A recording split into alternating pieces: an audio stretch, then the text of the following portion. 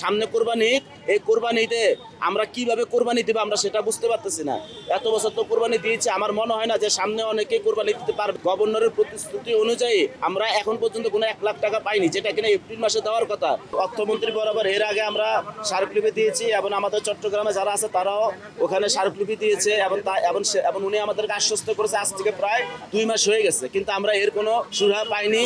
এবং আমরা 22 তারিখে আমরা এক্সিম ব্যাংকে আমরা আন্দোলন করেছিলাম। ওইখানে যে মানে 5টা ব্যাংকের যে এমডি ছিলেন উনি আমাদেরকে আশ্বস্ত করেছিলেন যে আপনারা একটু ওয়েট করেন, কিছুদিনের মধ্যে আপনারা একটা ভালো রেজাল্ট পাবেন। কিন্তু 22 তারিখের পরে আজকে পর্যন্ত এখন পর্যন্ত আমরা কোনো সুরাহা পাইনি এবং আমরা আমাদের রেজলিউশন অনুযায়ী কোনো টাকাও পাইনি। এবং আমরা অর্থ সচিবের কাছে গিয়েছিলাম। আমরা যেদিন বাংলাদেশ ব্যাংকের সামনে আন্দোলন করেছিলাম তখন আমরা মিছিল সহকারে প্রেস ক্লাবে গিয়েছি। ওখান থেকে আমরা অর্থ সচিবের কাছে আমরা স্মারকলিপি দিয়েছি। এখন অর্থ সচিব আমাদেরকে বলেছিল যে খুব শীঘ্রই আমাদের জন্য একটা আশাজনক বাণী আসতেছে, কিন্তু এটা শুধু আমাদেরকে ছেলে খেলার মতো উনি বলেছে যে মানে আমরা আসলে যেন আপাতত তাৎক্ষণিক যেমন আন্দোলন থেকে সরে যায়, এই জন্য উনি আমাদেরকে কোনো রকম বুঝ দিয়ে আমাদেরকে বিদায় করে দিয়েছে। আসলে আমরা এখন পর্যন্ত এর কোনো সুরাহা পাইনি। আমাদের না হেয়ার কাট বাতিল হয়েছে, না বাংলাদেশ ব্যাংকের গভর্নরের প্রতিশ্রুতি অনুযায়ী আমরা এখন পর্যন্ত কোনো 1 লাখ টাকা পাইনি, যেটা কিনা এপ্রিল মাসে দেওয়ার কথা।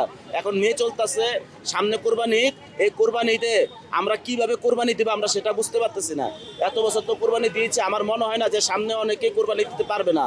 কারণ আমি তো আসলে অনেক পেরেশানিতে আছি, বিভিন্ন টাকা পয়সা নিয়ে আমাদের অনেক টাকা পয়সা অনেক গ্রাহকের আটকে আছে। কয়েকজন অলরেডি আমাদের গ্রাহক সে মারাও গিয়েছে, আবার কেউ অসুস্থ হয়ে ব্যাংকে হাসপাতালে পড়ে আছে। আমাদের বাংলাদেশ ব্যাংকের সামনে একজন মুরব্বী উনি টাকার জন্য এসে উনি সাথে সাথে অসুস্থ হয়ে ওনার হার্ট স্ট্রোক হয়েছে এবং আমরা ওনাকে পুলিশ হাসপাতালে নিয়েছিলাম। ওখান থেকে তাকে বারডেমে ট্রান্সফার করা হয়েছে এবং সেখান থেকে তাকে বলা হয়েছে যে তার তাৎক্ষণিক হার্ট স্ট্রোক হয়েছে। আমার একটা গ্রাহক সে টাকার জন্য এসে সে মৃত্যু পথযাত্রী, তাকে বলেছিল যে টাকা দিবে, সে ব্যাংকের থেকে এখন পর্যন্ত টাকা পায়নি। সে নারায়ণগঞ্জের আমানতকারী।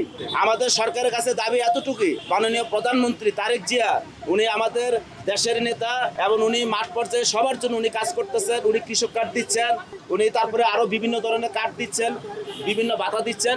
অথচ আমাদের যে সাধারণ আমানতকারীরা 75 লক্ষ গ্রাহক, এই 75 লক্ষ গ্রাহকের জমাকৃত টাকা, এটা আমাদের নিজের সারা জীবনের সঞ্চিত টাকা, এটা যেন উনি একটু সুন্নত দৃষ্টিতে দেখে। উনি যেন গভর্নর মহোদয়ের সাথে আলাপ আলোচনা করে আমাদেরকে টাকা দেওয়ার ব্যবস্থা করে। এবং আমরা সব টাকা একবারে চাচ্ছি না, ব্যাংকের লেনদেনটা স্বাভাবিক হোক এবং আমাদেরকে মুনাফাগুলি দেওয়া হোক এবং হেয়ার কাট যেন বাতিল হয়। এটাই আমাদের প্রধানমন্ত্রী এবং বাংলাদেশ সরকারের নিকট এটা আমাদের আকুল আবেদন।